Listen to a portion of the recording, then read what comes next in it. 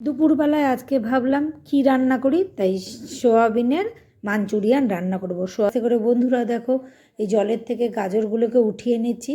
ঠিক যেরকমভাবে আমি চিকেন মাঞ্চুরিয়ান বানাই ঠিক অবিকল এরকমভাবেই কিন্তু বানাবো। আমি এর মধ্যে দিয়ে দিলাম ডিমের গোলা আর হচ্ছে কর্নফ্লাওয়ার একসঙ্গে মিশিয়ে অল্প 1 চিমটি লবণ দিয়ে আমি কিন্তু খুব সুন্দর করে সোয়াবিনগুলোকে মেখে নিলাম।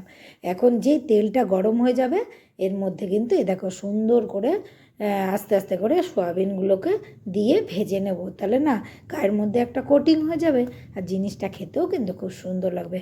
তা সুন্দর করে কিন্তু ভুলো না, যদি মনে করো কমেন্ট করতে ইচ্ছা না করে তাহলে অবশ্যই একটা লাইক করো। লাইক করলেও কিন্তু আমার খুব ভালো লাগবে যে আমার সঙ্গে আমার বন্ধুরা, আমার পরিবারের লোকরা আছে। তো বন্ধুরা, গল্প করতে করতে কিন্তু আমার সব সোয়াবিনগুলো ডিম আর কর্নফ্লাওয়ার দিয়ে খুব সুন্দর করে ভাজা হয়ে গেল। এখন আমি সব সোয়াবিনগুলোকে উঠিয়ে নিলাম। এবার আমি কড়াইতে তেল দেব। তেল দিয়ে অল্প চাইনিজ যে কোনো রান্নার ফোড়নই না আদা আর রসুন দিলে সবচেয়ে সুন্দর লাগে। তো বন্ধুরা, কড়াইয়ের মধ্যে আমি দিয়ে দিলাম আদা আর দিয়ে দিলাম রসুন।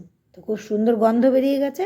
এখন আমি পিঠে পিঠে কাটা পেঁয়াজ, তারপরে ক্যাপসিকাম, কাঁচা লঙ্কা, গাজর, সেদ্ধ করা গাজর সব কিছু দিয়ে দিলাম। দিয়ে খুব সুন্দর করে নাড়াচাড়া করতে লাগলাম। নাড়াচাড়া করলাম, তো এর মধ্যে অল্প দিয়ে দিলাম হচ্ছে একটু লবণ আর একটুখানি চিনিও আমি দিয়ে দিয়েছি। সুন্দর করে আমার এটা ভাজা ভাজা হয়ে গেছে। তো এখন আমি এর মধ্যে দিয়ে দিচ্ছি একটুখানি ভিনিগার। তাহলে ভিনিগার দিলে না বেশ সুন্দর একটা স্বাদেও একটা টক ভাব আসে আর গন্ধটাও কিন্তু একদম পাল্টে যায় রান্নার। তো এরপরে আমি দেবো এর মধ্যে হচ্ছে সয়া সস। তো এই যে বন্ধুরা, সয়া সস দিয়ে দিলাম। তো সয়া সস দিয়ে এখন কিছুক্ষণ নাড়ানাড়ি করব। নাড়ানাড়ি করার পর তো বন্ধুরা দেখো এর মধ্যে এখন দিয়ে দিলাম হচ্ছে সোয়াবিন ভাজাগুলো। সোয়াবিন ভাজাগুলো দিয়ে একটু নাড়াচাড়া করব। নাড়াচাড়া করে এর মধ্যে দিয়ে দেব হচ্ছে কর্নফ্লাওয়ার গুলানোর জলটা। তো এই যে দিয়ে দিলাম এখন কর্নফ্লাওয়ারের জলটা। এখন খুব সুন্দর করে নাড়াচাড়া করব।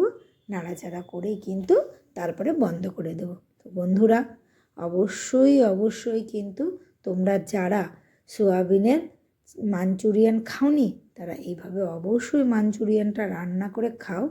দেখো, চিকেন মাঞ্চুরিয়ান তো খেয়েছো, সোয়াবিনের মাঞ্চুরিয়ানটা খেতে তোমাদের কেমন লাগে।